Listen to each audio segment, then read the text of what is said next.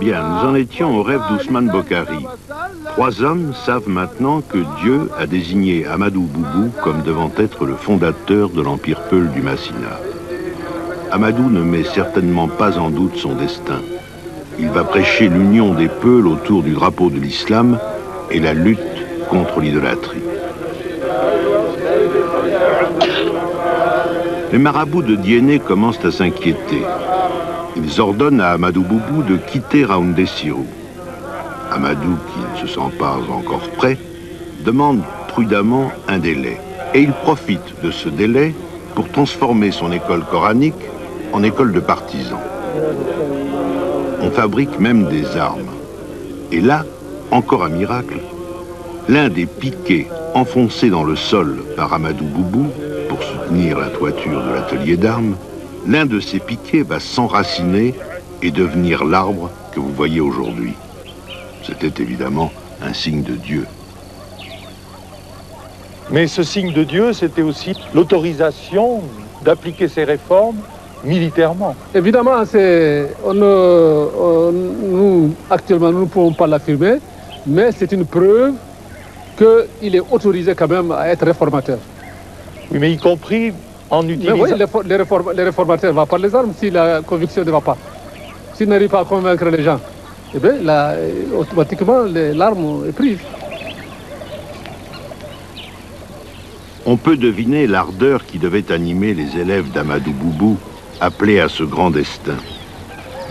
Ahmadou Boubou entrevoit sans doute à ce moment-là, comme un avenir merveilleux mais possible, l'existence d'un pays où tout, la vie et la pensée, seraient en accord avec la loi coranique.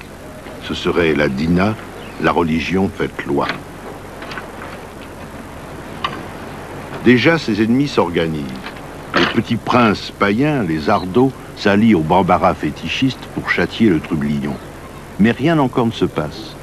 C'est une histoire de couverture volée par un ardo à un talibé, un élève d'Ahmadou, qui va tout déclencher.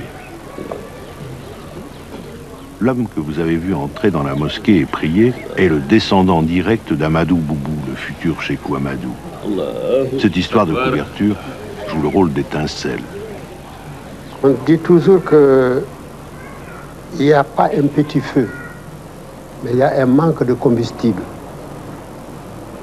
Et comme il n'y a pas une petite bagarre, ça peut toujours dégénérer en des guerres meurtrières. Et Cheikh Ahmadou, au fond de lui-même, ce n'est pas la dina qu'il voulait créer. Parce qu'il était trop honnête pour se croire qu'il était quelque chose. Mais il voulait surtout affranchir le peuple de la domination des Sonrai d'un côté et des Bambara de l'autre côté. Sékou Bella Keïta a 82 ans. Il est le descendant d'un des partisans de Sékou Ahmadou. Et aujourd'hui, c'est un traditionnaliste. C'est d'ailleurs à lui que Ahmadou Hampâté s'est adressé pour recueillir une partie des informations dans le Massina. Baba, nous voudrions que tu nous parles de ce qui s'est passé entre les Bambara et les Peuls avant la Dina. Avant la Dina, le pays appartenait aux Bambara.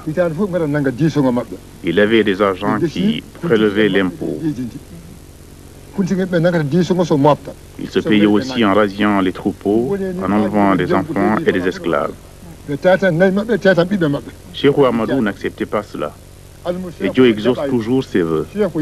C'est ainsi qu'un jour de foire, Cheikh Ahmadou envoie un de ses élèves, un talibé, demander de l'aumône au marché de Simaï. Un ardo prince païen lui arracha de force sa couverture. L'élève est retourné à Raoundé Sirou pour aller rendre compte à Cheikh Ahmadou. Alors Cheikh Ahmadou n'a pas pu encaisser ça. Il n'y a aucune espèce d'idée de religion, c'est seulement la fierté Peul, parce que le Peul est orgueilleux, très orgueilleux. Alors, il se sentait blessé, comme le fils d'Ardo Amadou se permet de traiter comme ça son élève. Cheikh Amadou lui dit, retourne au marché, demande à ce prince païen de te rendre la couverture au nom de Dieu et de son prophète. Le prince répond à l'élève, je ne mange pas ce que j'ai vomi. Alors l'élève saisit sa lance, pousse son cri et transperce le prince. Cheikh Amadou s'enferme à Noukouma. Le père du prince fait appel aux Bambara qui, avec 2 armées, viennent assiéger Noukouma. Et ce sera la formidable bataille de Noukouma. Les fétichistes de Ségou et tous les païens ont levé une armée de 100 000 hommes. Amadou Boubou ne dispose que de 1000 hommes, 960 fantassins et 40 cavaliers. Il s'interroge. A-t-il le droit de faire la guerre, lui, marabout? Il aimerait bien avoir l'avis d'un imam, mais le temps presse, et avant d'avoir reçu la réponse, il applique la règle. La légitime défense justifie la guerre sainte. Et Dieu protégea en effet les 1000 hommes d'Amadou Boubou. Une méprise fit le reste. Tous les peuls de la région avaient dirigé leurs bœufs vers Amadou Boubou. La poussière que soulevaient les bêtes en marchant était telle que les Bambara crurent voir venir une armée. Ils tirèrent et crièrent, alors les bœufs chargèrent et la déroute commença pour les Bambara.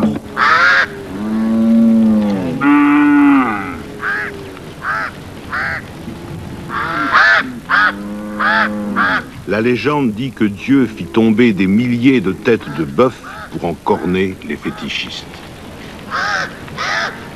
Avant la bataille de Noukouma, pourquoi est-ce que Cheikh Amadou a choisi 3 groupes de 313 hommes? De 313 hommes, c'est-à-dire que c'est pour imiter les prophètes. À la première bataille musulmane de Badr, le prophète est parti avec 313 hommes. Alors Cheikh Amadou a préféré diviser son monde en 3. Comme il avait 1000 personnes, il les a divisés en 313. C'est une sorte de... Je ne sais pas, est-ce que je peux appeler ça votif? C'est une manière d'invoquer la puissance du nombre 313. Parce que la science du nombre est très forte dans la tradition soufie. Puisque Dieu a juré par le nombre, alors on dit donc pour que Dieu ait juré par le nombre, il faut que le nombre possède une puissance. Alors Dieu a dit je jure par la lumière du jour, je jure par le nombre pair et je jure par le nombre impair. D'accord. Pourquoi, par exemple, faut-il donner 123 boulettes au maximum à un cheval pour le nourrir et jamais 124? 123, parce que 123 est considéré dans les 9 nombres sont divisés en 3.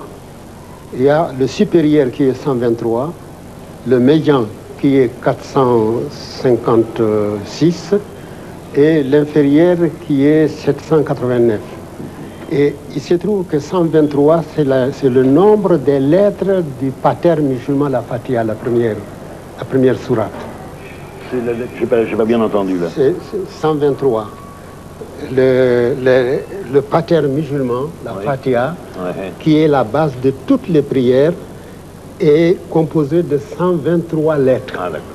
Alors donc c'est toujours en rapport avec, disons, la science des nombres, ou bien si vous voulez la magie des nombres. Et alors si vous prenez les éléments isolés de 1, 2, 3, 1 donne 11, 2 donne 22, 3 donne 33, ça fait 66, c'est la valeur du nom de Allah. Nous en étions à la victoire de Noukouma. Vainqueur et vainqueur approuvé par le cheikh Ousmane Dan Fodia, Amadou Boubou portera désormais le titre religieux de Cheikhou Amadou.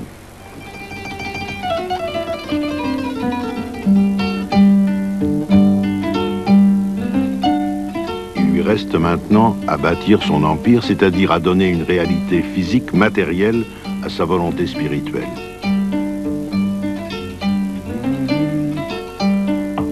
Il choisit le lieu où sera élevée la ville qu'il appellera Hamdallah, ce qui signifie louange à Dieu.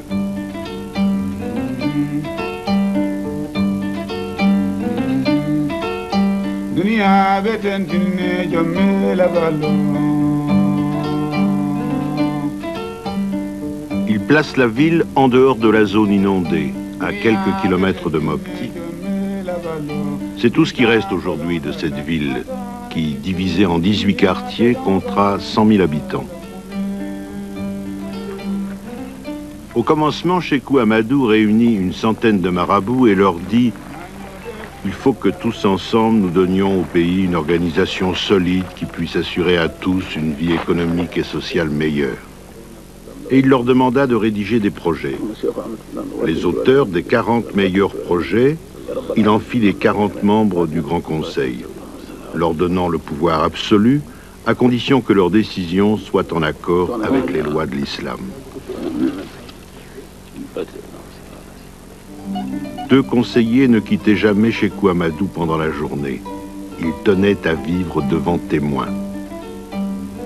Il fit venir de Dienné des maçons pour construire la mosquée. Elle ne comportait ni minaret ni ornement.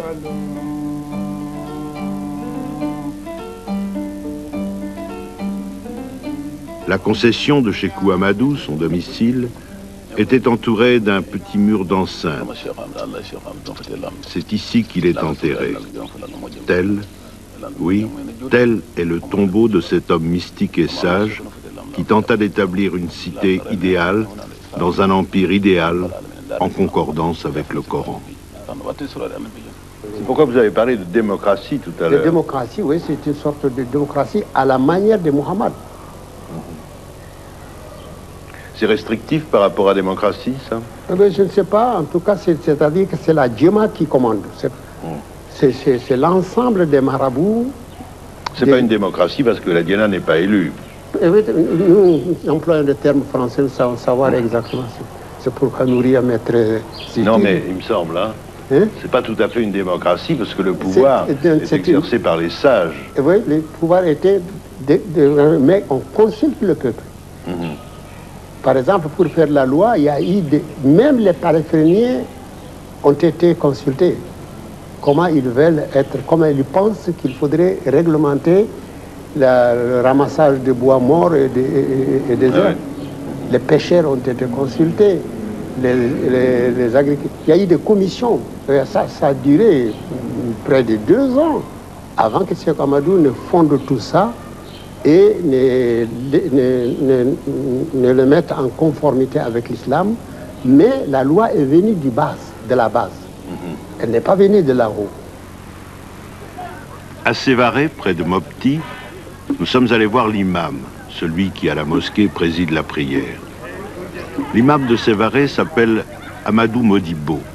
Il descend d'un conseiller de Sékou Amadou. Amadou Hampâté-Bâ a interrogé et écouté son père longuement.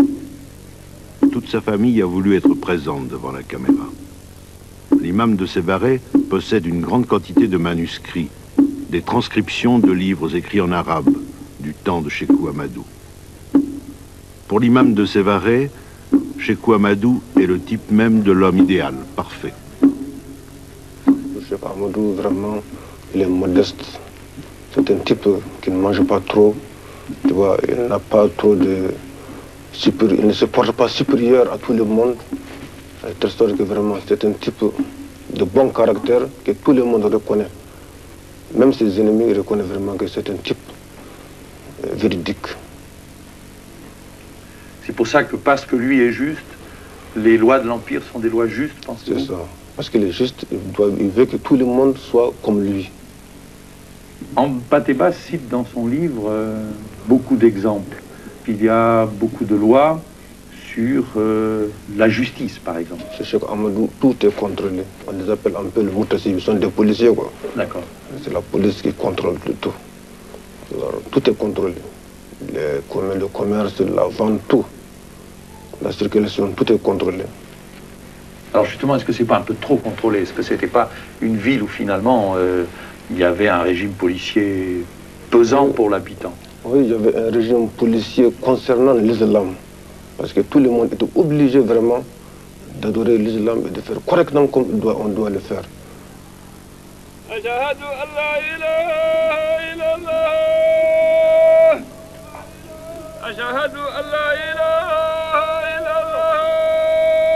La prière, écrite en patéba, est la marque de l'état de musulman.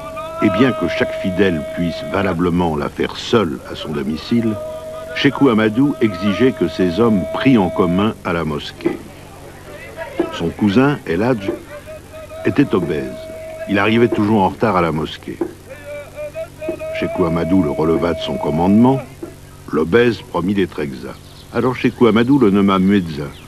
Aussi l'obèse dut-il être en avance pour ouvrir l'appel à la prière. Allahu Akbar, Allahu Akbar.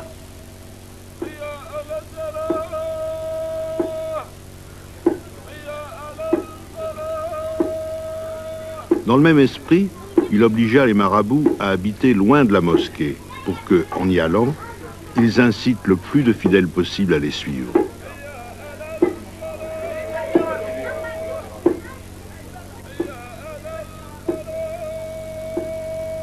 Par ailleurs, Sékou Amadou ouvrit à Amdalaï 600 écoles coraniques. La journée même, pour les adultes, comportait un emploi du temps. De la prière du matin jusqu'au déjeuner, on devait se consacrer à Dieu. Ensuite, jusqu'à la prière de Zohr, l'homme devait rester près de son épouse. De la prière de Zohr jusqu'au dîner, l'homme devait se consacrer à sa famille.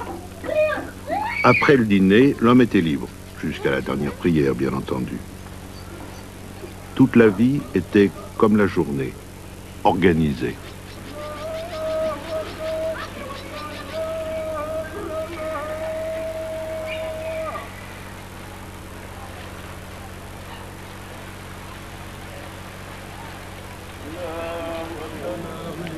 Allahumma rabbana wa lakal hamd. Allahu Akbar. Rabbana wa lakal hamd.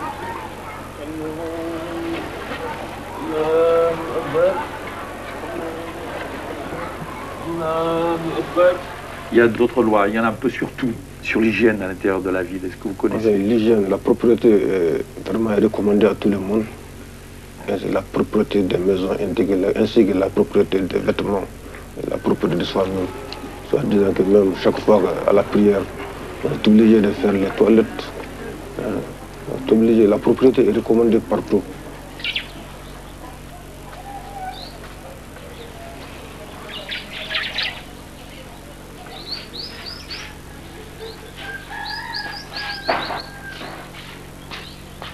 Dans tout l'Empire, l'hygiène et la propreté étaient réglementées. Il était interdit d'uriner dans les rues.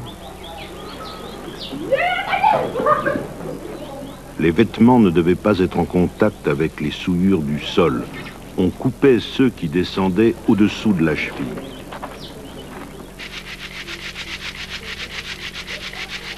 Tout récipient léché par un chien était lavé 7 fois. Et les chiens n'étaient pas tolérés dans la ville.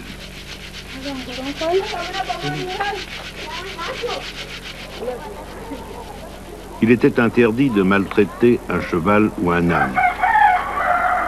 Sinon, l'animal était saisi, vendu, mais son prix était versé au propriétaire de la bête. 1 heure après la prière du soir, les personnes rencontrées en ville devaient décliner leur identité. Et si elles étaient mariées, devaient justifier leur sortie devant le tribunal.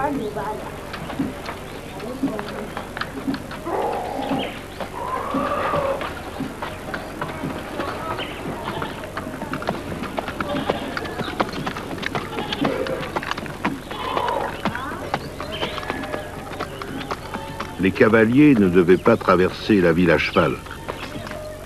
Du haut de leur monture, ils auraient pu apercevoir les femmes par-dessus les murs. S'ils risquaient un œil, ils le perdaient.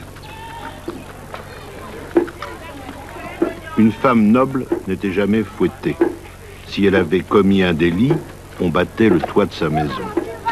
Mais si son mari rentrait chez lui sans avoir prévenu, une femme noble pouvait porter plainte contre lui, pour manque de confiance injurieux. Au pays du Massina, Cheikh Amadou interdit qu'on fasse du tort à autrui, qu'on s'écarte des lois de l'islam. Si quelqu'un s'en écarte, si on doit le frapper, on le frappe. Si on doit l'enfermer, on l'enferme. Si on doit le tuer, qu'on le tue. Quels sont les délits pour lesquels on tuait les gens? Si tu bois de l'alcool, si tu calomnies, si tu commets l'adultère, dans ces cas-là, si tu es un jeune, c'est la bastonnade, mais si tu es adulte, on te tue.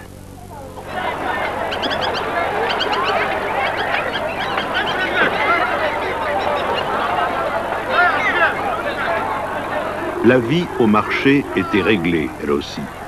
Les marchandes de lait devaient couvrir leurs récipients. La calebasse utilisée pour servir le lait devait être lavée après chaque mesure. Le prix des denrées était fixé par le Grand Conseil qui, par ailleurs, avait unifié toutes les mesures sur le territoire de la Dina. Pour définir l'un des étalons, le Grand Conseil avait choisi un homme de taille moyenne et mesurait la distance comprise entre le creux de l'aisselle et l'extrémité du majeur. L'or était pesé à l'aide de grains d'acacia ou de tamarinier. On veillait à ce que les mesures et les prix soient respectés.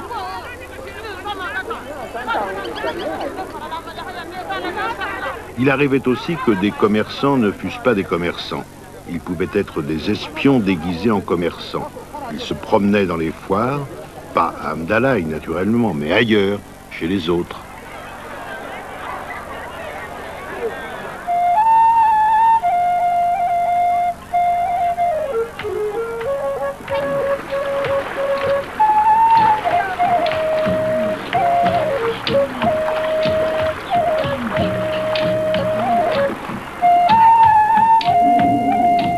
Enfin, et j'allais dire surtout, Sékou Amadou réglementa la transhumance des troupeaux en temps et en lieu. L'importance des troupeaux rendait leur déplacement délicat. Les agriculteurs n'ont jamais vu d'un bon œil l'arrivée de milliers de bœufs sur leur terrain.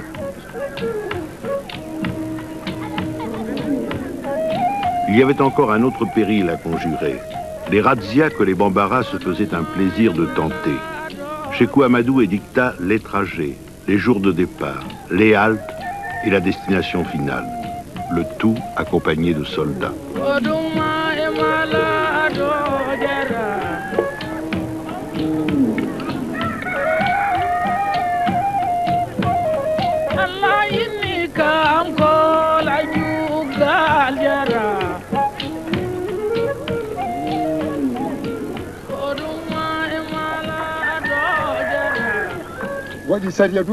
Il a fait la loi.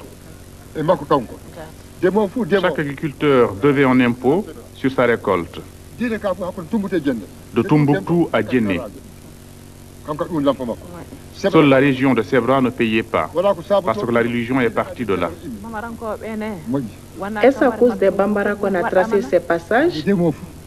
Non, pas à cause des Bambara. À cause de tous les agriculteurs et de tous les éleveurs. Pour que pendant l'hivernage, ils évitent de s'insulter et de se battre, et que chacun reste sur son territoire. Voilà pourquoi Sékou Amadou l'a fait. Même les Bambara ont accepté ces passages, aussi bien ceux qui prient que ceux qui ne prient pas. Tous étaient d'accord sur cette réglementation.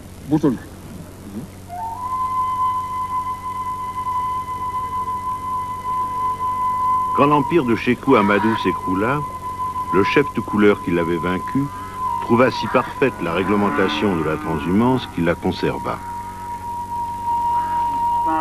Quand on lui a montré la loi, il a dit, mais quand on détruit ça, qu'est-ce qu'on va mettre à la place? Il dit, alors non, la loi reste intacte.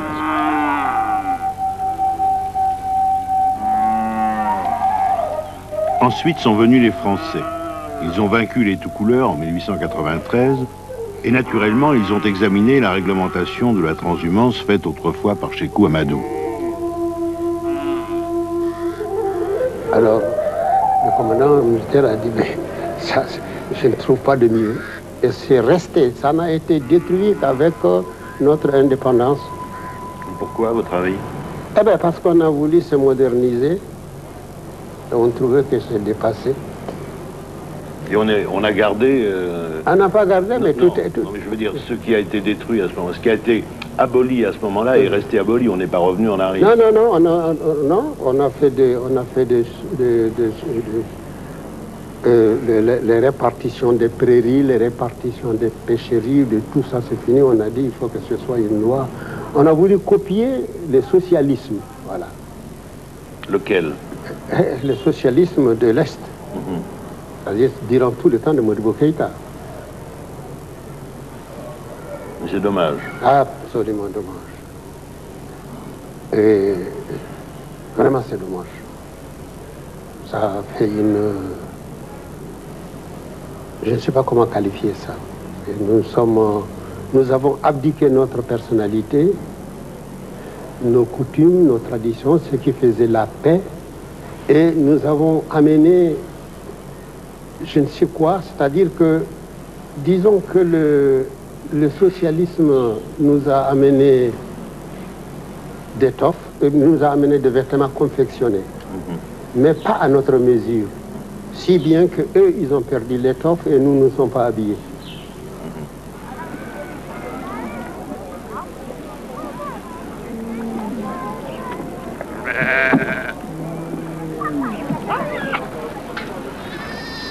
Ce mécontentement d'Amadou Hampâté-Bâ risque, et c'est tant mieux, de bientôt disparaître. Il semble que le gouvernement actuel du Mali ait décidé de tenir compte du passé quand il avait fait ses preuves.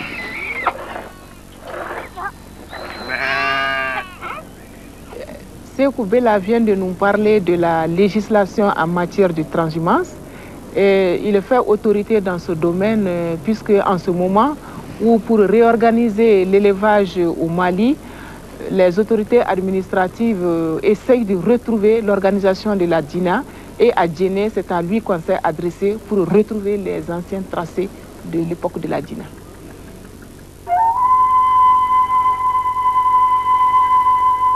Je viens d'évoquer la chute de l'empire de Sékou Amadou, qui mourut en 1845 après un règne de 27 ans. Il y eut pendant ces 27 ans beaucoup d'affrontements et pas mal de trahisons, mais Sékou Amadou dut mourir satisfait de son œuvre.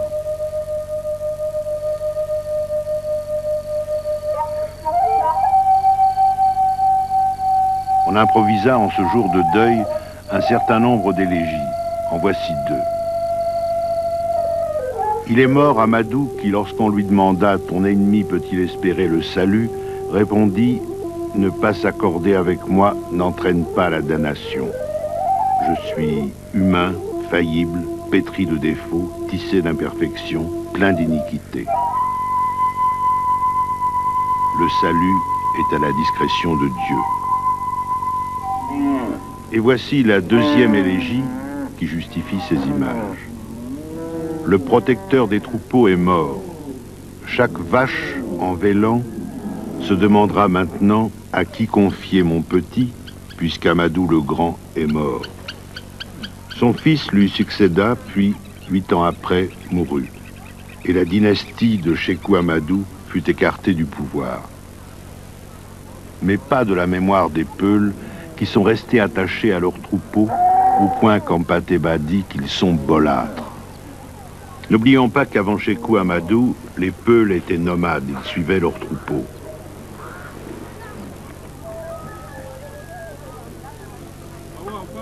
Le Grand Conseil obligea chaque famille, au sens large, il y en avait plusieurs centaines, à bâtir un village sur leurs terres et à y vivre. Si elles n'obéissaient pas à ces ordres, ces familles perdaient leurs droits sur les points d'eau qui leur appartenaient. Réussir à bâtir un empire, à organiser une société jusque dans les moindres détails, à partir d'une population nomade à l'origine, cela tient du miracle. Un miracle lié à l'islam et au charisme de Sékou Amadou.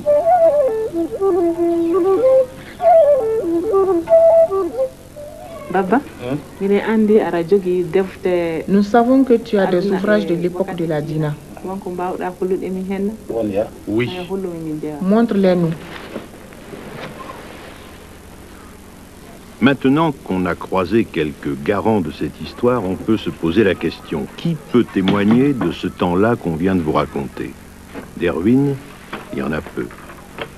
Des monuments, il n'y en a pas.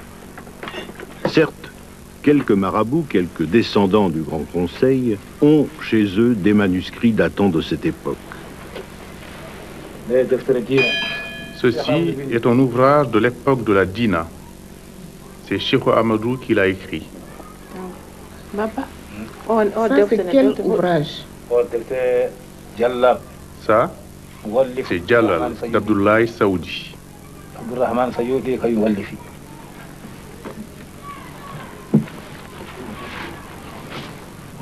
وكذلك المؤتمر الذي طاف على غير وضوء.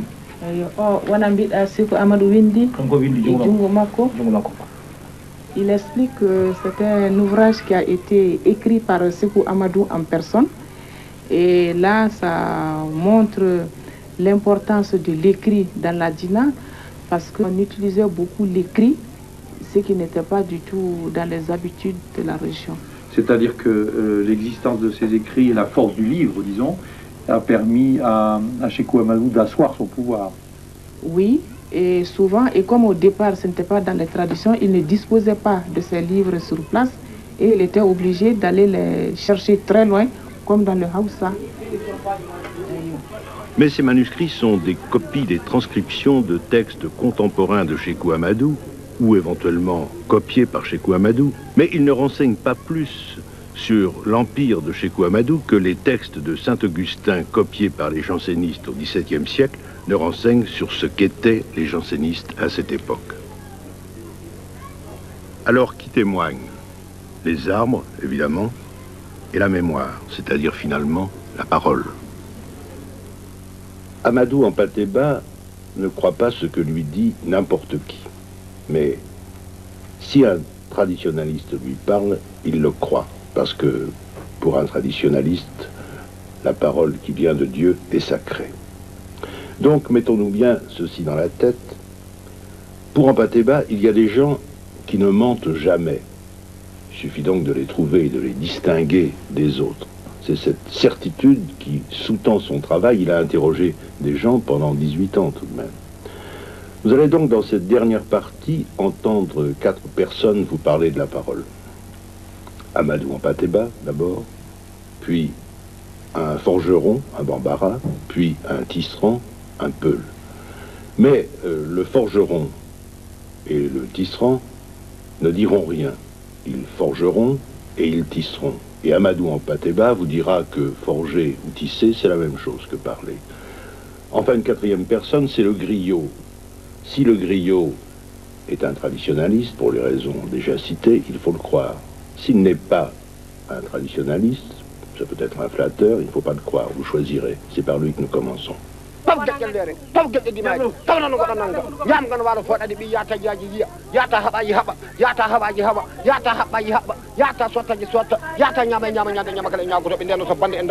Ce griot récite la généalogie du chef de village de Diafarabé, El Hadj Demba Diallo.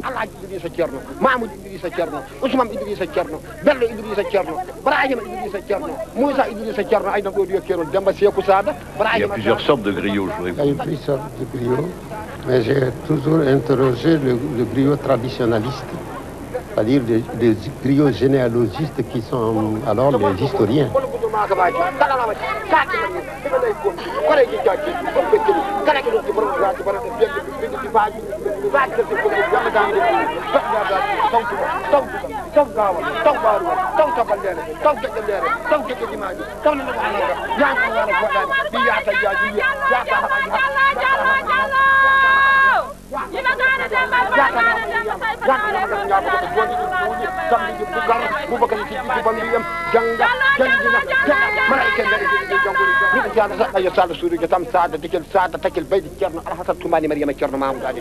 Parce qu'il y a à côté d'eux des musiciens qui, eux, viennent seulement jouer quand les griots généalogistes, traditionnalistes racontent les événements. Ce sont des accompagnateurs.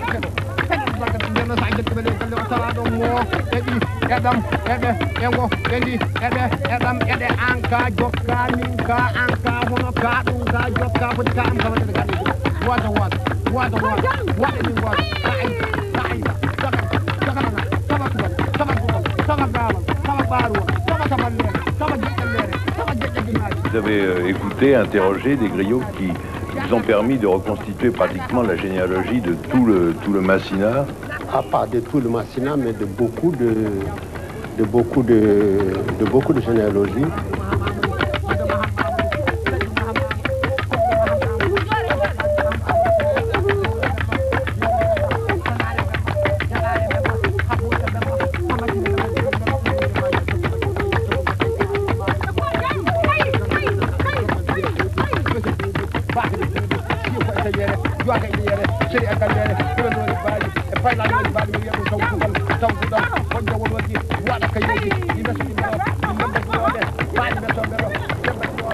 Alors voilà, un modèle de généalogie.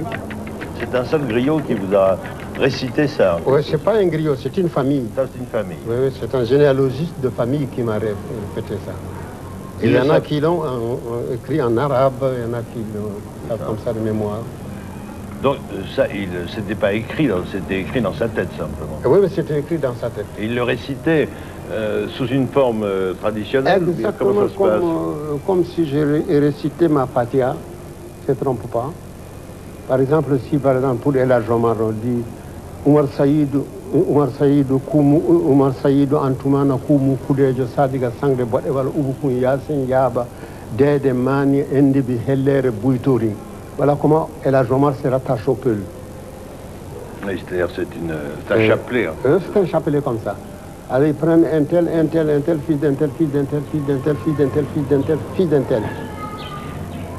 Alors ils reprennent. Un tel a été tué à la bataille de tel endroit. Il est enterré à tel endroit ou bien il a servi de repas au vautour. C'est-à-dire on n'a pas eu le temps de l'enterrer. C'est encore une gloire. Il a servi de repas au vautour.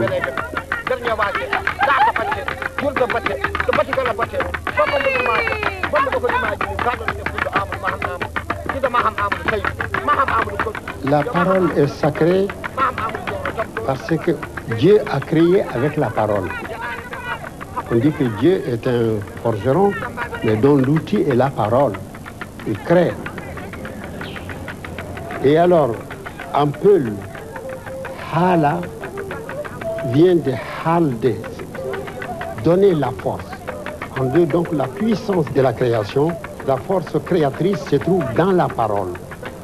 Alors c'est pourquoi la parole en Afrique valait plus que n'importe quoi. Un homme préférait sa parole à sa vie. Et c'est pourquoi on dit, si ce que je dis n'est pas vrai, ne crois plus en moi. Je ne me considère plus comme un homme.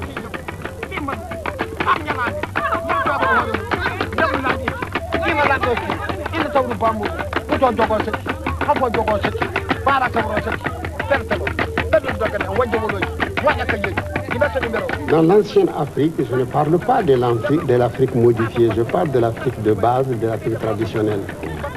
On ne viole jamais la parole donnée. Ça valait mieux que... On dit, donne-moi ta parole. S'il la donne, c'est terminé. Ça vaut pour le fils, pour les héritiers, pour les petits-fils. Mais il y a une différence entre la parole que l'on donne, la parole d'honneur en quelque sorte, et puis la parole que l'on dit. Si quelqu'un, par tradition, sait quelque chose, et s'il le dit, c'est donc que c'est vrai, c'est à force d'histoire, c'est à force de vérité. Donc on ne peut pas mentir. Alors. On ne peut pas mentir. Oh non, non, les traditionnalistes ne mentent pas. Je vais vous raconter peut-être l'anecdote est un peu longue, mais elle vous donnera l'idée de la parole. Chaque année, alors les Dogons du Sud avaient l'habitude d'immoler un homme à leur fétiche, à leur dieu. De préférence, ils préfèrent un Européen. Hein? Un Européen. Oui, oui. S'ils ne trouvent pas un Européen, un homme blanc, alors maintenant qu'il soit arabe, qu'il soit... Alors quand ils ne trouvent pas du tout un homme blanc, ils cherchent un Peul qui est la sauve-souris entre les blancs et les noirs. Alors s'ils ne trouvent pas un peul, c'est le premier fils du sacrificateur. Alors cette année-là, ils n'ont pas trouvé de victime. Mais par malheur, une femme peul est arrivée le soir même à la dernière foire. Or, le lendemain, c'est le sacrifice. Elle a amené là son lait. Et or, elle est liée par parole à amitié avec une famille Dogo. Dès qu'elle a posé sa calebasse de lait, sa camarade lui dit, mais tu es folle. Tu ne sais pas. Mais demain, c'est le sacrifice et qu'on n'a pas trouvé quelqu'un. Elle dit non. Mais alors, comment je vais faire? Je lui dis, va tout de suite. Dis au sacrificateur que tu viens avec ta parole et tu lui demandes sa parole. Tu te confies à lui. Tu te mets entre sa chair et son sang. Le sacrificateur accepte de la cacher. Mais des gens du village lui demandent s'il n'a pas vu une femme peule. Le sacrificateur est déchiré.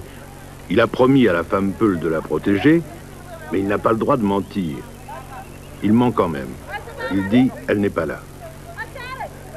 Alors les gens du village cherchent la femme peule et la trouvent. Ils disent au sacrificateur, c'est nous qui l'avons trouvée. Nous viendrons la chercher demain matin.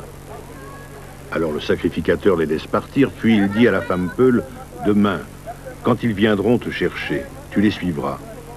Et au moment du sacrifice, au dernier moment, tu pousseras le cri du veau.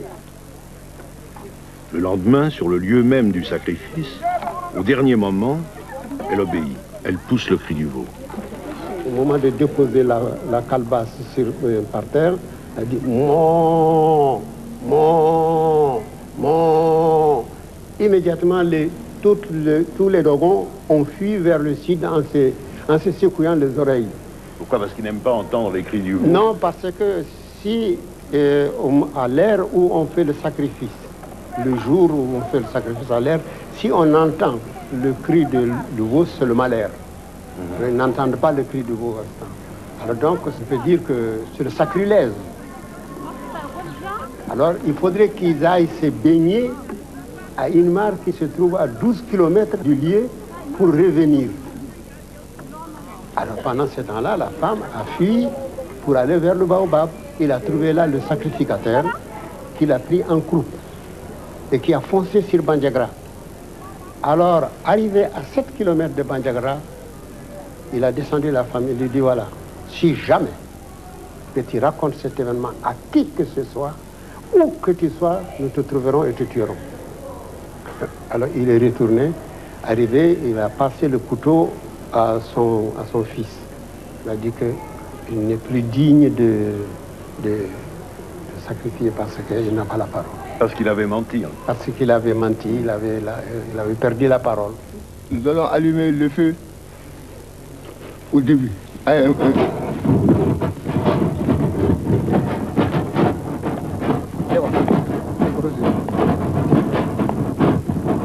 Autrefois, le forgeron parlait ce qu'il faisait.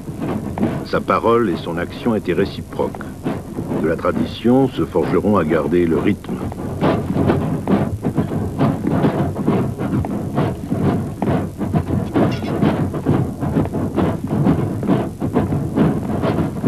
La parole est divinement exacte. Il convient d'être exact avec elle. La langue qui fausse la parole vicie le sang de celui qui ment. Alors je reprends la première phrase. La parole est divinement exacte. C'est-à-dire que la parole elle-même est connaissance. Il n'y a pas de... La connaissance est dans la parole. La connaissance est dans la parole. Parce que la parole est mère de la connaissance. Par conséquent, la tradition orale donne la connaissance de tout, toutes les connaissances. Par la parole. Est-ce on peut imaginer qu'un homme sache tout? Un homme a tout. Si c'est un forgeron, il saura ce qui concerne la forge, les hauts fourneaux, l'extraction des minéraux et aussi des fois la terre. Ici, le rythme d'une femme qui bat le linge au bord du marigot. Le lavage des femmes forgeronnes au bord.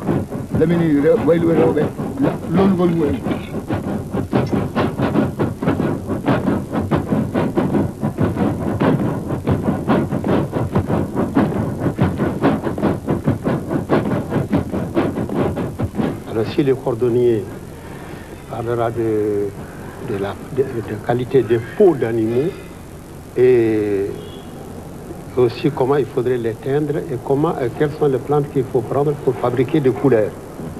Alors donc tout ça c'est la parole.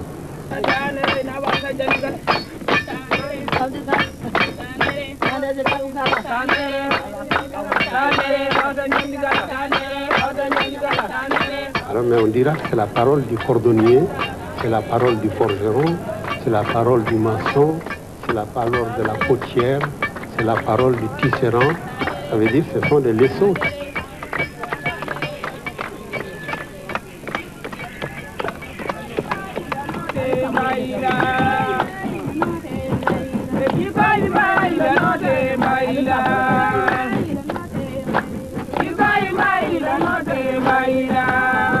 Le réel traditionnaliste est une sorte de saint.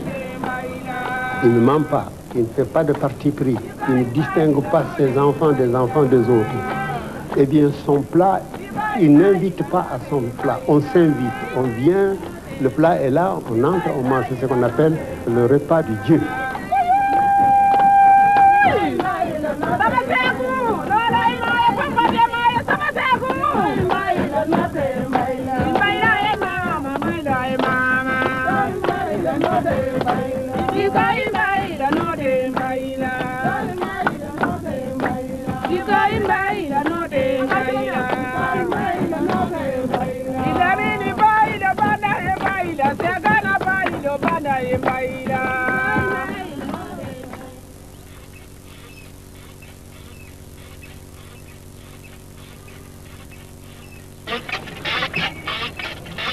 Vous dites à un moment que l'exercice du métier de tisserand est le symbole de la parole. Oui, c'est le symbole de la parole parce qu'on dit que ce n'est pas seulement le symbole de la parole, c'est presque même le symbole de la création. Le tisserand a 33 outils. 33 outils.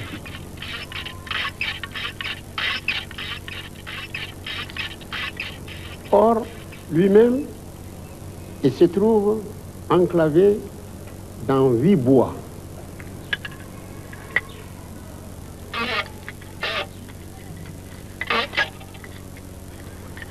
Alors, il a un bois sous son ventre. Il a ses pieds posés sur 2 bois. Je parle du tisserand traditionnel. Et alors, il y a le fil de trame, le paquet du fil de trame qui est au loin. Cela est considéré comme l'avenir, demain. Alors, le fil de trame est considéré comme la vie qui s'écoule, mais sans consistance. Il y a le peigne,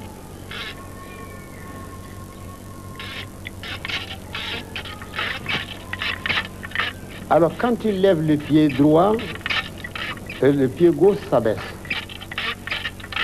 Alors il veut dire, dans la vie, la nomination de quelqu'un à une force correspond à la destitution d'un autre. Dobeyele, Dobidji. Il y a un qui monte, l'autre qui descend. L'enrichissement de quelqu'un correspond à l'appauvrissement d'un autre. C'est le dualisme. Alors il y a le secret de la vie. Il y a la pirogue de la navette et il y a la bobine qui contient le fil. Et c'est ce fil-là qui sort. Et alors, il est à la main droite. La main droite croit posséder la navette. Mais en réalité, il ne gardera pas parce qu'il faut qu'il lance à la main gauche.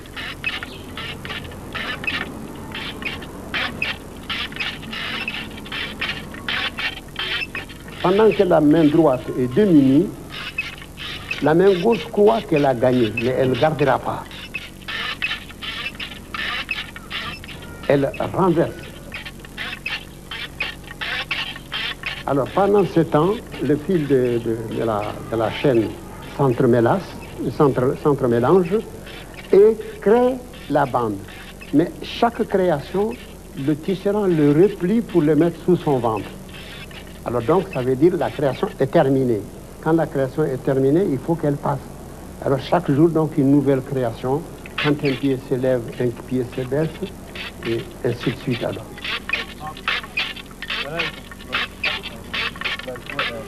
Mais les 81 ou 88 personnes, je ne sais plus, dont vous avez gardé les témoignages, là, parce que vous en avez interrogé 1000, écouté 1000, et puis vous avez gardé, je crois, 88 d'entre eux.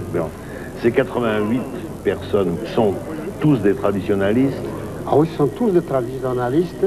Donc ou des exégètes du Coran. D'accord. Donc des gens qui ne mentent pas. Des gens qui ne mentent pas.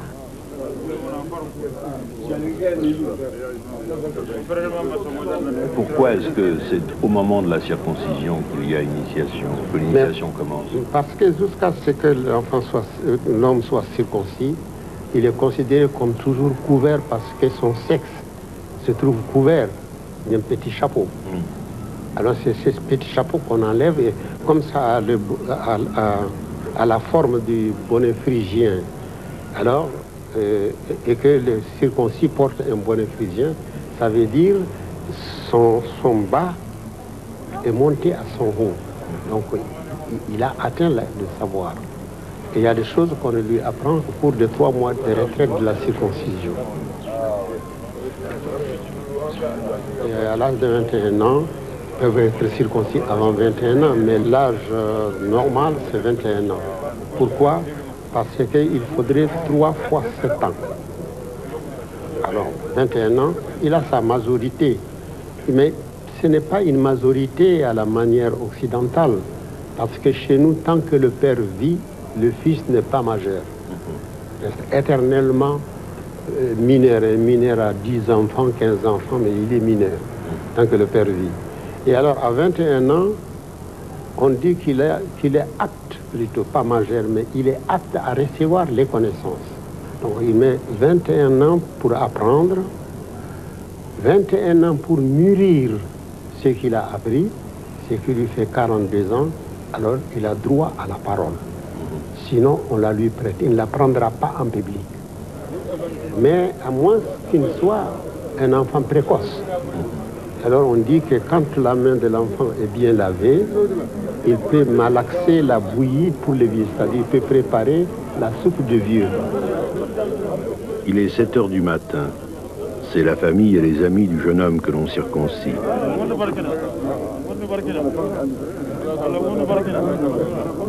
Qu'il ait longue vie, lui souhaite-t-on, et qu'il soit valeureux. Il y a 42 ans, il a droit à la parole. Il a droit à la parole et il est tenu d'enseigner obligatoirement pendant 21 ans, ce qui l'amène à 63 ans. Alors à 63 ans, traditionnellement, l'homme est fini. Toute prolongation de vie qu'il aura en plus, c'est comme un bénéfice. On ne peut plus lui obliger de faire quoi que ce soit.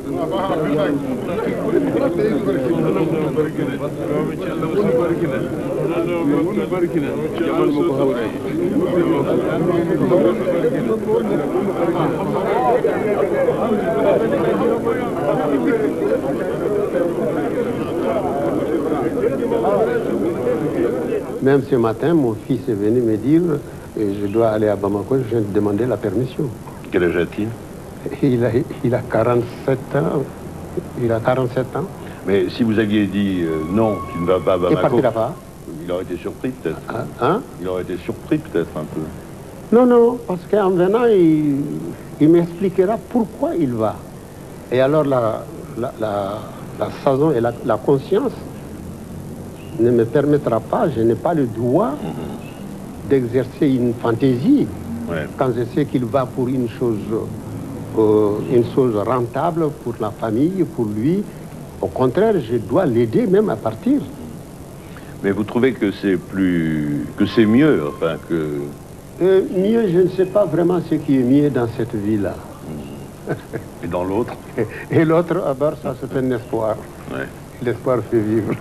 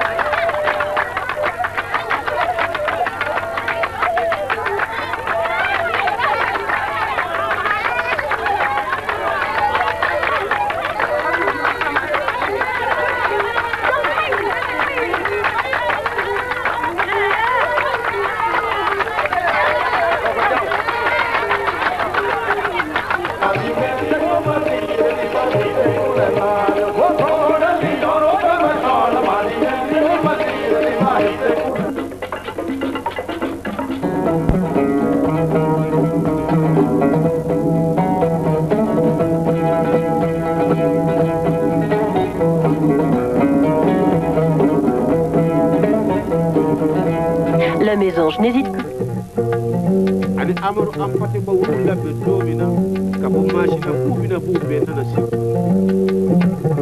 una na jigi ka be sele fana ma de jumbo ma sele fana fati aso ko na te ko na doni tele.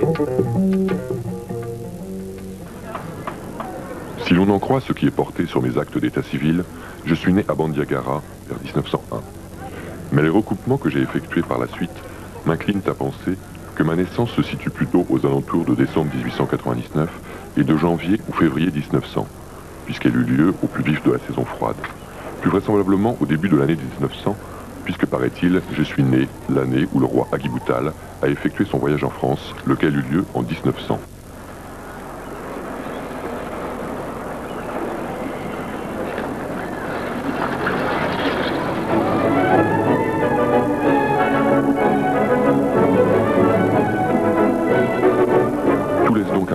Que j'occupe une bonne place dans le peloton des fils aînés du siècle. Je suis un des fils aînés du siècle, c'est-à-dire je suis né en même temps que le siècle. Et alors mon siècle est un siècle à la fois troublant, exhortant. C'est un siècle de fin et de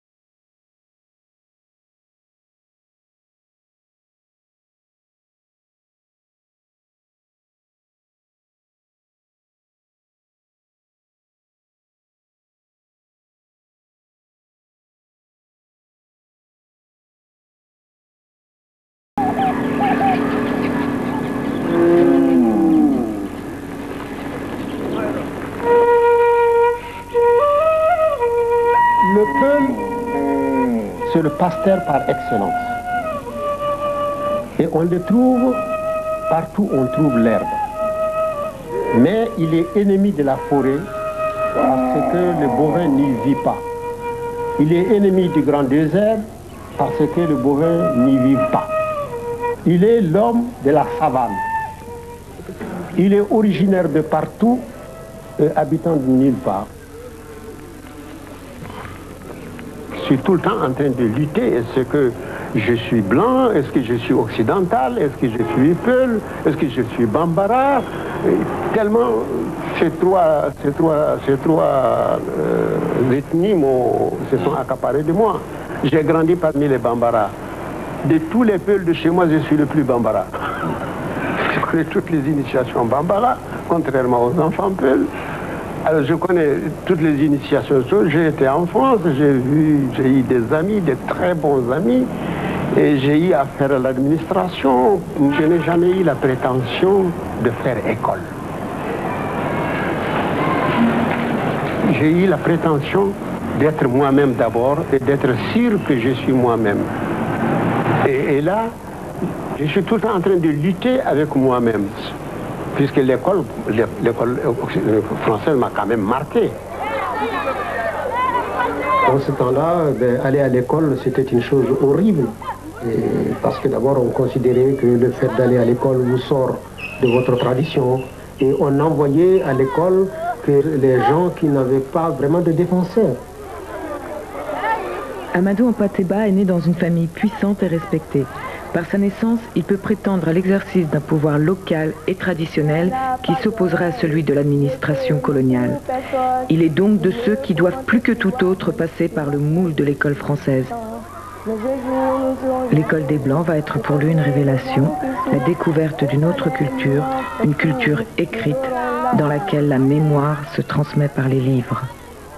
Dès lors, je pris chaque matin de bonne heure le chemin de l'école, qui se trouvait environ à 2 kilomètres de la maison. Je portais en bandoulière un sac de toile contenant mes nouveaux trésors, mes cahiers, mes livres, mon ardoise, un beau porte-plume en bois blanc de France, muni d'une plume sergent-major, des crayons, un crayon d'ardoise, 2 gommes, l'une à l'encre et l'autre à crayon, un buvard, une toupie garnie de sa ficelle, un petit couteau et un sachet préparé par Niélé et contenant quelques friandises, arachides, patates douces, pois de terre. Amkoulel, sur la route de l'école, ressemble à Pagnol. Par le classicisme de l'écriture, le porte-plume en bois blanc de France pourrait être celui d'Alain Fournier, la toupie celle d'un gamin de la guerre des boutons. Pour la première fois, un Africain fait un roman de son enfance, et cette écriture, née de l'école coloniale, profite de la formidable mémoire de la tradition orale.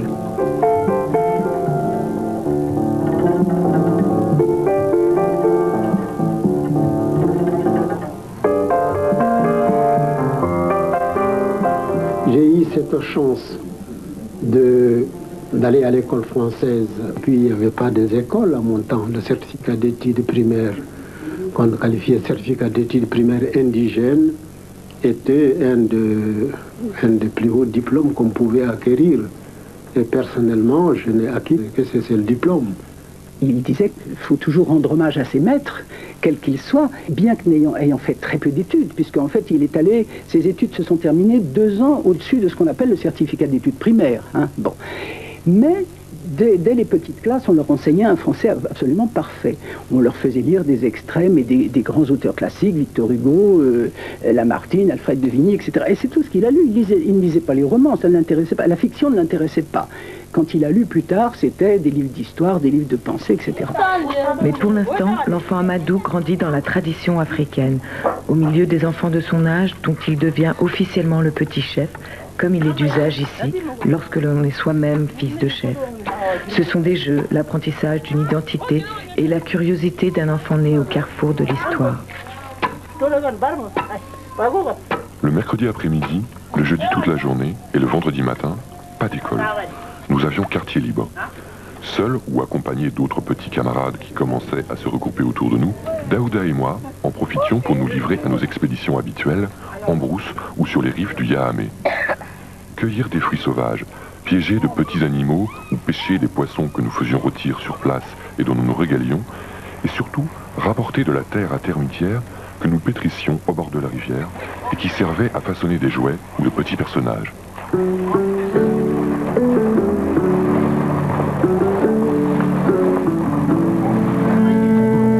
Pour être complet, il ne nous manquait plus que d'être jumelés, comme le voulait la coutume, avec une association de jeunes filles de même catégorie d'âge que nous, et dont nous deviendrions, en quelque sorte, les chevaliers servants et les protecteurs attitrés, elles-mêmes devenant nos dames de cœur platoniques. Pour employer un terme utilisé par certains ethnologues français, elles seraient nos Valentines, et nous, leurs Valentins. Cette coutume, qui remonte à un passé lointain, existait à ma connaissance dans toute l'Afrique subsaharienne. Chaque garçon tenait en effet à avoir sa Valentine personnelle, si petite et si laide qu'elle puisse être, afin d'avoir quelqu'un à courtiser, à servir et à protéger, et dont il serait tenu pour personnellement responsable.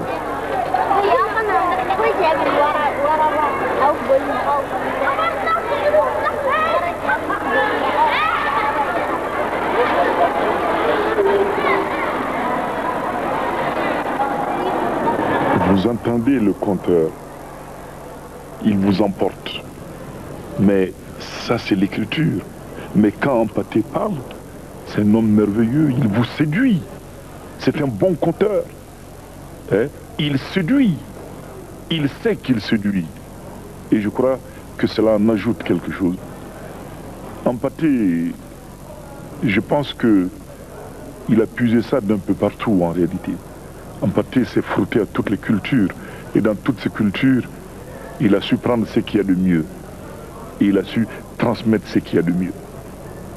Son souffle de conteur, cette capacité extraordinaire à transmettre, vous vous en êtes rendu compte, même à travers l'écriture, il vous capte, il vous transporte. Je crois qu'Hampâté, c'est tout au long de sa formation, et il a fait toutes les écoles. Je dis bien toutes les écoles. Vous voyez ces jeunes à l'école coranique. C'est tout un apprentissage, c'est toute une écoute, c'est tout un courage, c'est toute une force pour réciter. C'est toute une force pour se faire comprendre et comprendre aussi les autres. Vous êtes assis en tas, chacun chante et chacun veut qu'on l'entende. Et dans ce brouhaha, si je peux m'exprimer ainsi, chacun cherche sa voix.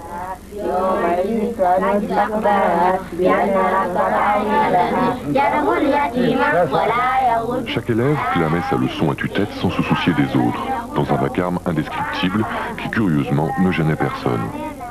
Vers 7 heures, si je savais bien mon texte, je prenais ma planchette et m'avançais vers Tierno.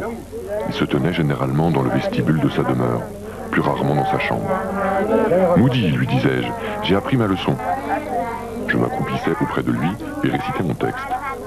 S'il était satisfait, je pouvais aller laver ma planchette pour y inscrire de nouveaux versets dont il me donnait le modèle. Sinon, je conservais ma leçon de la veille et la révisais jusqu'au lendemain.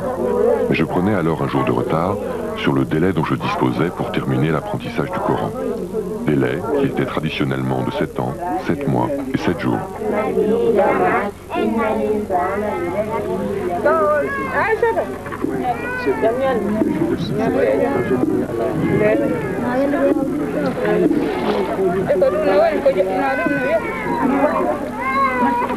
Deux hommes vont marquer la vie de Amadou Hampâté-Bâ. Deux hommes de science et de spiritualité. L'un africain, l'autre français. Le premier, Thierno Bokar, est un sage soufi, un grand maître de l'islam. Le second, c'est le naturaliste Théodore Monod. Thierno Bokar est une haute figure de la spiritualité africaine et universelle, un homme de Dieu dont le rayonnement s'étend dans toute la province du Massina.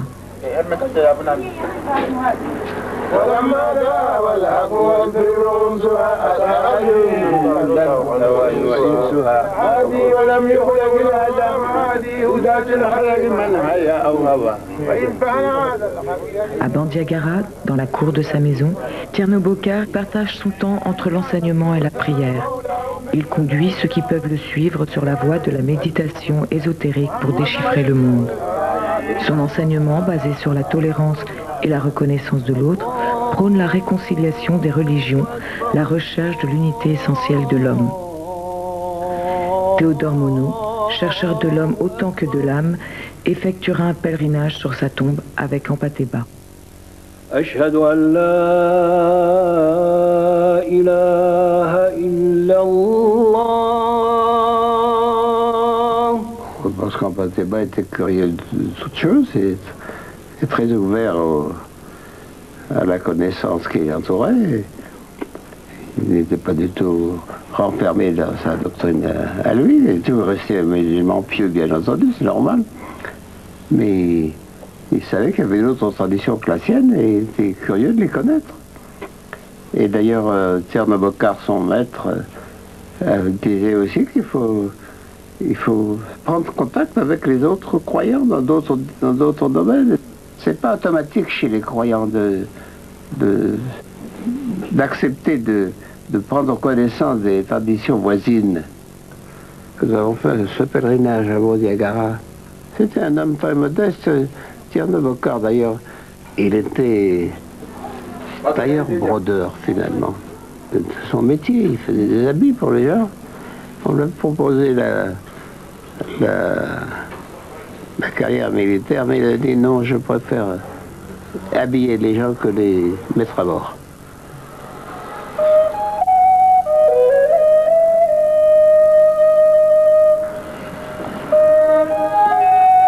Chaque soir, après un léger repas, Tierno présidait à la veillée. La veillée africaine réserve à ceux qui savent en jouir les joies les plus rares. C'est l'heure où, autour d'un maigre mignon, la cellule familiale se reconstitue. L'étranger de passage, l'isolé en visite, y sont conviés et la conversation roule sur les sujets les plus divers. Jusqu'à l'heure où vient la somnolence, de belles histoires sont évoquées. De merveilleuses légendes s'ébauchent, tirées du néant ou des vieilles croyances. Chez Tierno, on racontait la plus belle histoire du monde, celle de la création et du devenir de l'homme. L'enseignement que me prodiguait mon maître était un enseignement d'ordre religieux, mais en même temps sociologique et je dirais traditionnel, c'est-à-dire l'éducation de l'enfant, qu'est-ce que doit être un enfant, qu'est-ce que doit être un homme, quel est le devoir de l'homme vis-à-vis de son pays et qu'est-ce que l'être humain lui-même. Il s'est beaucoup battu pour la valorisation des cultures africaines, pour leur prise en compte, le combat pour les langues nationales, le combat pour les traditions orales, le combat pour l'alphabétisation. Ça, nous devons beaucoup à Hampâté. C'est même surprenant, parce que dans certains milieux, quand on parle d'Hampâté, je vous l'ai dit, c'est le marabout, c'est l'arabisant, mais en fait, dans ses actions concrètes, vraiment, c'est le nègre, c'est le soudanais, c'est le peul, c'est le vieux peul qu'on sent, fortement. Les années d'enfance à Bandiagara s'achèvent. C'est le départ pour l'école de Djenné, une séparation qui atténue la curiosité de voir et de comprendre. Je n'ai plus de frères. Ma mère est au loin, je laisse derrière moi tous ceux qui ont veillé sur mon enfance, et je ne sais pas ce qui m'attend. Mais je marche d'un bon pas sur la route. Je pars pour étudier et pour devenir un chef. À partir de cette période, Amadou Hampâté Bâ ne cessera d'observer et de se souvenir.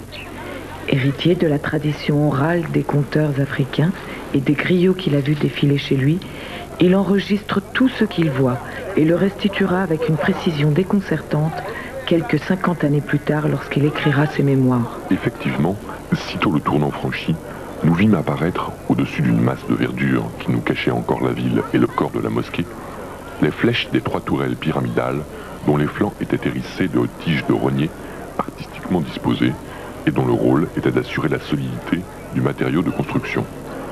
D'une délicate teinte ocrée, ces flèches se détachaient sur un ciel dégagé qui semblait avoir été lavé et bleui par la main même de Dieu. C'étaient les pinacles des 3 grandes tourelles de la grande mosquée de Djenné, la plus belle à l'époque de toute l'Afrique noire, depuis Khartoum l'oriental jusqu'à Conakry l'occidental.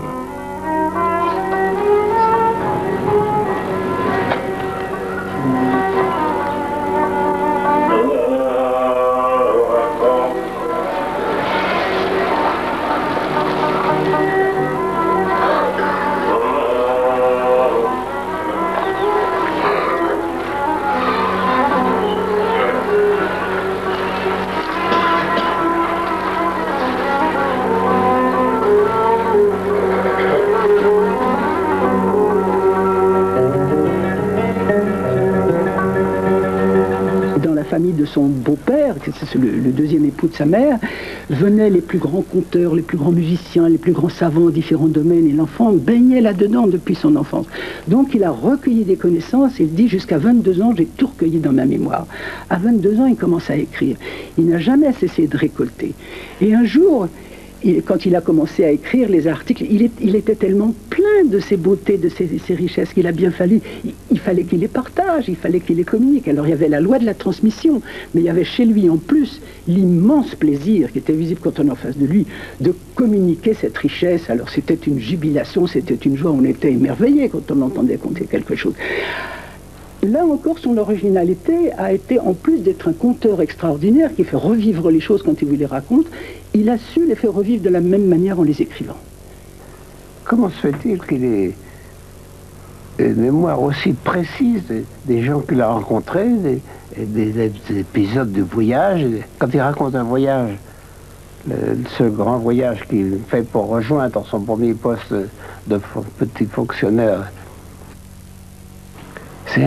alors il n'y a que 2 hypothèses possibles, ou bien il a une mémoire fabuleuse, ou bien il prenait des notes.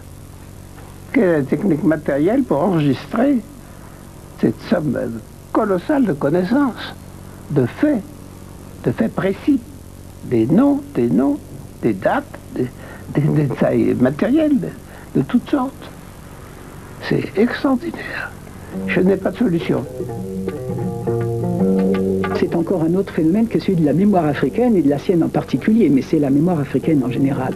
Quand il se trouve à un moment de sa vie, n'a pas besoin de notes, il va le chercher à l'intérieur de lui-même et le moment est là en entier. Comme un film, il a souvent dit, mais c'est un film qui se déroule et je suis dedans. Et c'est pas un souvenir, c'est pas quelqu'un qui se souvient, il s'est passé ça. Il le revit, ça se déroule, et comme il le déroule et qu'il le vit, il le raconte. Et c'est pourquoi dans Amkullel, quand il raconte les souvenirs de l'enfant, et quand vous avez, dans le style, vous avez la fraîcheur de l'enfance, parce que c'est pas le vieillard qui écrit, c'est l'enfant en lui.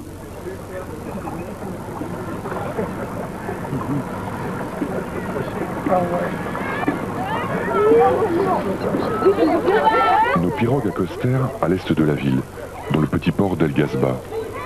Il était un peu plus animé. Des femmes se lavaient au bord de la rivière, d'autres y nettoyaient leur linge ou leur vaisselle. Les enfants s'y baignaient. On y avait emmené des animaux pour boire, si bien que les braiements des ânes se mêlaient au hennissement des chevaux et au bêlement des moutons. Partout, on entendait fuser des éclats de rire. Chacun parlait fort et discutait sans trop s'occuper des enfants qui pleuraient. Sur la berge reposaient à sec de grandes pirogues en cours de construction ou de réparation, semblables à de grands crocodiles assoupis, en train de prendre l'air. Il a fait œuvre de chercheur avant de savoir ce que c'était qu'un chercheur. Il a fait œuvre d'historien avant de savoir ce que c'était que le travail d'historien. Je ne peux pas dire que je suis historien, je suis plutôt rapporteur de l'histoire. Un branlement sourd agitait la population, et pas seulement à Bandiagara. Chacun sentait que quelque chose n'allait pas au pays des Blancs. On redoutait le pire. Dans la nuit du 3 au 4 août 1914, les clairons du bataillon se mirent à trompeter, émettant des notes de mauvais augure. Quelques instants après, retentissait à son tour le grand tam-tam royal de guerre de couleur, selon un rythme qui annonçait une grande calamité. Aussitôt, toutes les concessions retentirent de l'exclamation peule « Jam Jam », qui est censé repousser le malheur. Chacun tendait l'oreille, attendant un nouveau message codé qui définirait la nature du malheur annoncé. On n'attendit pas longtemps. Après le dernier des 7 grands coups de tam-tam donnés à quelques secondes d'intervalle, d'autres coups suivirent, plus saccadés et plus rapides, entrecoupés du tintement précipité des cylindres métalliques. C'était le signal sonore traditionnel annonçant entrer en guerre avec des étrangers. Aussitôt, de toute la ville monta une clameur. C'est la guerre, c'est la guerre. Les tirailleurs sont à l'honneur. Cette croix de guerre qu'ils reçoivent avec émotion, ils la porteront avec fierté leur vie durant, au Sénégal, au Soudan. Outre la mobilisation des hommes, la drôle de guerre se traduit en Afrique occidentale par la réquisition des vivres et des animaux. Les Peuls de Djenné cherchent à comprendre cette guerre des Blancs qui oppose les Français et les Allemands. À l'école française, on apprend aux enfants à détester les Boches, mais les rapports changent entre colonisateurs et colonisés. Chaque fois que vous êtes appelé, que vous avez un coup dur, en 14 comme en 40, nous étions auprès de vous. Nous sommes venus avec nos enfants, nos produits et tout, et nous sommes morts pour une cause que nous ne connaissons pas et qui ne nous regarde pas. Que voulez-vous qu'une guerre qui s'est passée en Europe troubler l'Afrique? Il y a l'océan Atlantique entre nous. Non, mais nous sommes venus par reconnaissance. En novembre 1918, l'Afrique comme la métropole fêta la fin de la Grande Guerre mondiale et la victoire de la France et de ses alliés sur les armées du Kaiser. Quand les rescapés rentrèrent au foyer en 1918-1919, ils furent la cause d'un nouveau phénomène social qui ne fut pas sans conséquence sur l'évolution future des mentalités. Je veux parler de la chute du mythe de l'homme blanc en tant qu'être invincible et sans défaut. Jusque-là, en effet, le blanc avait été considéré comme un être à part. Sa puissance était écrasante, imparable, sa richesse inépuisable. Mais depuis, les soldats noirs avaient fait la guerre dans les tranchées, aux côtés de leurs camarades blancs. Ils avaient vu des héros, des hommes courageux, mais ils en avaient vu aussi pleurer, crier, avoir peur. Ils avaient découvert des contrefeuilles, des tarés, et même, chose impensable, à peine croyable, ils avaient vu dans les villes des blancs voleurs, des blancs pauvres, et même des blancs mendiants. Et j'ai vu le premier commandant de cercle civil de mon village s'installer, et j'ai vu le dernier partir. Le colonisateur est venu avec l'idée de planter sa coutume, sa culture, ses traditions. Et or, on ne plante pas dans la jachère. il a été obligé de défricher ce qu'il a trouvé là. Qu'est-ce qu'il a trouvé? Ce sont les coutumes.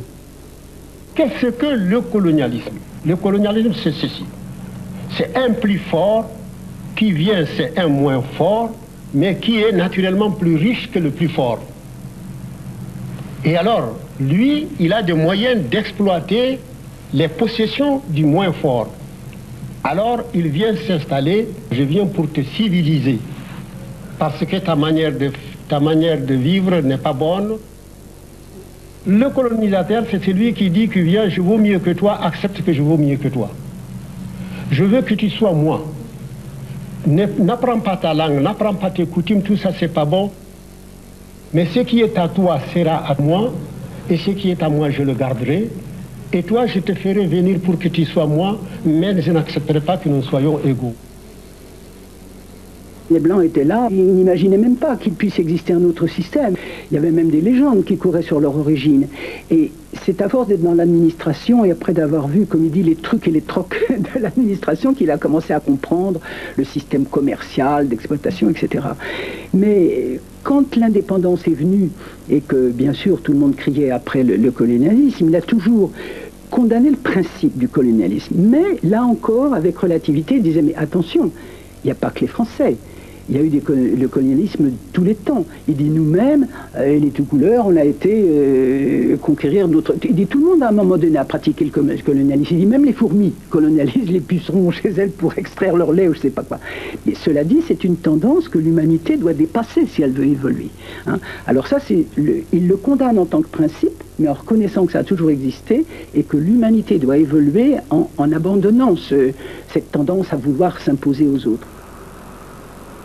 La vie est une succession de colonisations. On se colonise les uns les autres. Je suis colonialiste, fils de colonialiste, petit-fils de colonialiste. Mais malheureusement, un plus colonialiste est venu me coloniser. Voilà.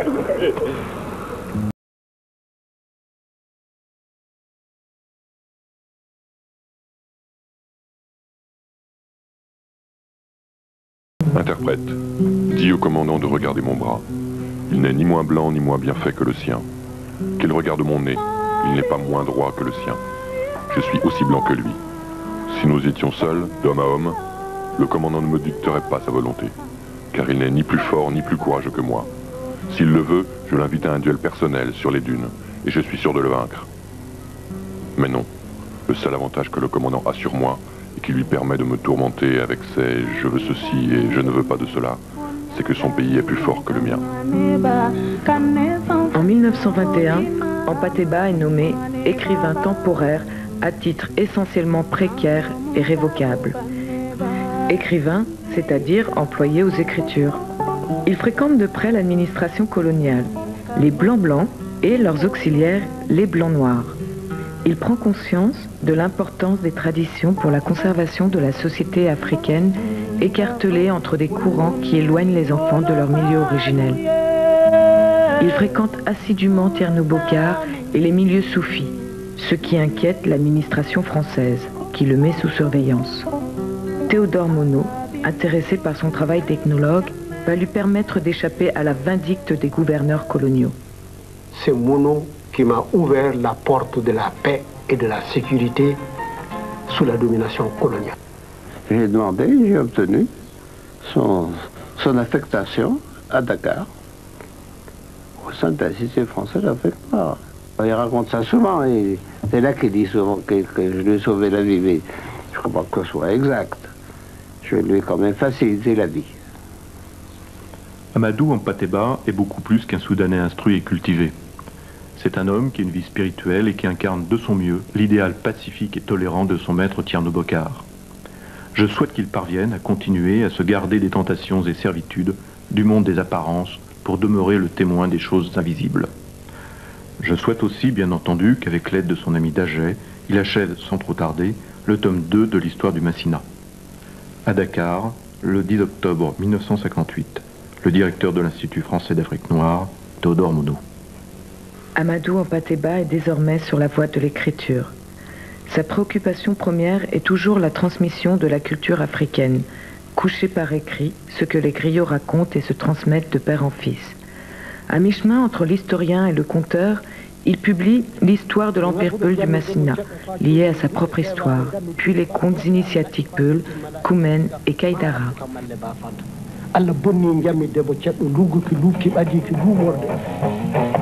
Le secret qu'il a livré, c'est que il dit, mais quand j'écris, je pense en Peul. Et puis ensuite, je traduis en français. Alors là, il a su transposer, il a su traduire, mais comme c'est un poète Peul, qui déjà il baigne dans cette langue qui est une langue de poésie, d'images, d'humour, pleine de couleurs, et en plus, lui est un immense poète dans sa propre langue. Alors vous imaginez si c'est magnifique ce qui se passe dans sa tête. Et sa connaissance de la langue française fait qu'il arrive à faire passer ça dans la langue. C'est pourquoi il a dit, je n'écris pas, quand j'écris, c'est de la parole couchée sur le papier. À la Sorbonne, dans un amphithéâtre de la Faculté des Lettres, s'est déroulé le premier congrès des écrivains et artistes noirs, organisé sous l'égide de la revue Présence africaine. Monsieur Alioune Diop, animateur du congrès, ouvre les débats sur le thème général de la culture noire.